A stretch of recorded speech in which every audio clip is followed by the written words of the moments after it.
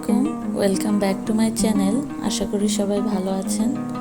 আজকের ব্লগটা শুরু করলাম আরিয়ানের বাবা চলে যাওয়ার পর থেকেই, কারণ যতক্ষণ সে থাকে আমি অনেক বেশি ব্যস্ত থাকি।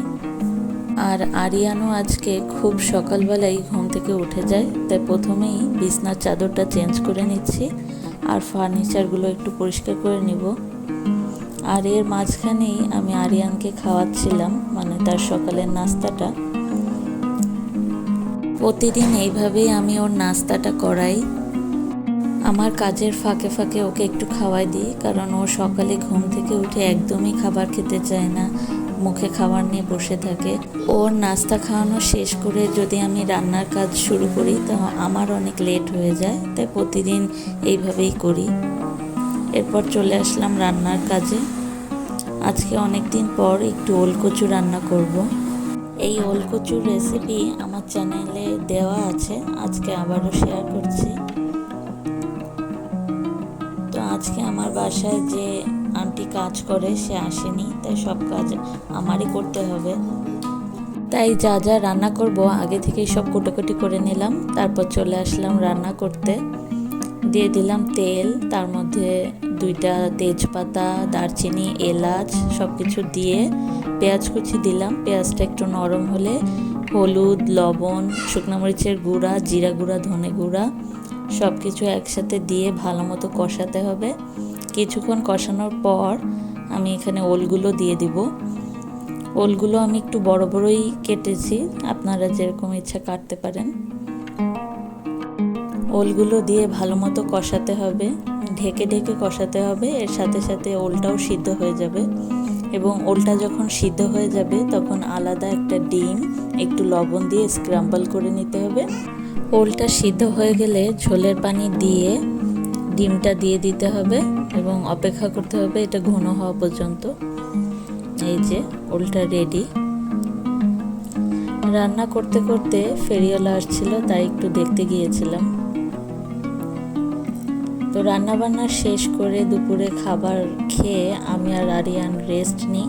এরপর আমি বিকেলের দিকে একটু দই বানাতে আসি। অনেক দিন পর আজকে একটু মিষ্টি দই বানাবো, আর দইটা বানাবো এই দই মেকারে। এই দই মেকারটা যেহেতু 1 লিটারের, তাই অল্প করে বানালে এতে ভালো মতো হয় না। তাই আমি কি করব, রসমালাইয়ের যে ছোট ছোট বক্সগুলো পাওয়া যায় সেইগুলোতে বানাবো।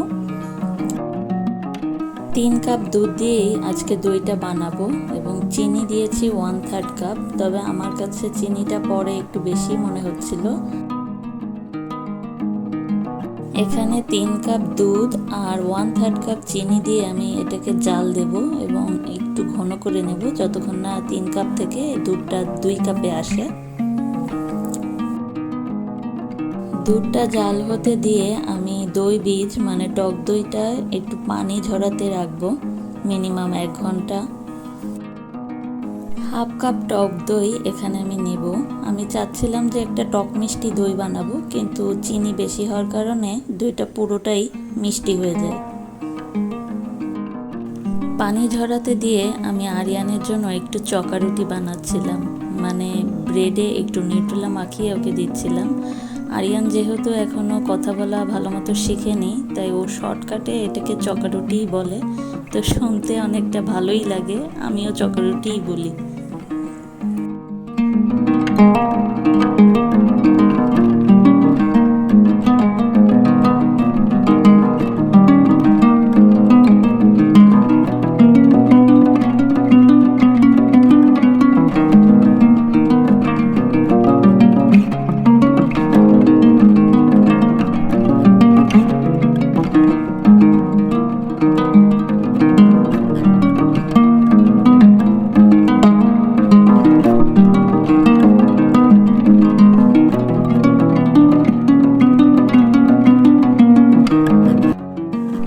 ঘন্টা পর আমি দই বানাতে চলে আসি, আর এদিকে দেখতে পেলাম যে অনেকখানি পানি বের হয়েছে। এবার আমি দইটাকে পানি ঝরিয়ে একটু ফেটে নেব এবং হালকা গরম দুধে এটাকে আস্তে আস্তে করে মেশাবো। ভালো করে নেড়েচেড়ে মেশাতে হবে যেন কোনো দানা থেকে না যায়। এবং ফাইনালি যখন আমি যে পাত্রে ঢালবো দইটা বসানোর জন্য সেই পাত্রে অবশ্যই ছেঁকে নেব। এতে দইটা অনেক বেশি স্মুথ হবে। তবে হ্যাঁ, আপনারা যদি দইটাকে আরও বেশি ঘন থকথকে করতে চান তাহলে দুধ জ্বালানোর সময় এর মধ্যে পাউডার দুধও ব্যবহার করতে পারেন। এতে দুধটা ঘন হবে, আর দুধটা যত ঘন হবে দইটাও তত ঠিক হবে। এবার এটাকে ঢেকে দই মেকারে বসিয়ে দেব। এই দইটা আমি রাত 8টার সময় বসাই এবং পরের দিন ঠিক সকাল 8টার সময় আমি দই মেকারটা বন্ধ করি। আমার দইটা হতে অনেক বেশি টাইম লেগেছে, কারণ দুধটা অনেকটাই পাতলা ছিল। আপনাদের কম বেশি লাগতে পারে। রাত্রে আমি অনেকবার চেক করেছি যে দইটা আসলে জমেছে কিনা, তো দেখলাম যে জমেনি, তাই আমি ওইভাবে রেখেই ঘুমিয়ে যাই এবং পরের দিন এটাকে দই মেকার থেকে বের করি। দইটা বের করার পর আমি আরও 2 থেকে 3 ঘন্টা এটাকে ফ্রিজে রাখি। দই মেকারে দই বসাতে দিয়ে এদিকে আমি আরিয়ানকে একটু পড়ানোর চেষ্টা করছিলাম। প্রতিদিনই ট্রাই করি ওকে নিয়ে একটু বসার, এতে করে ওর অভ্যাসটাও একটু হবে।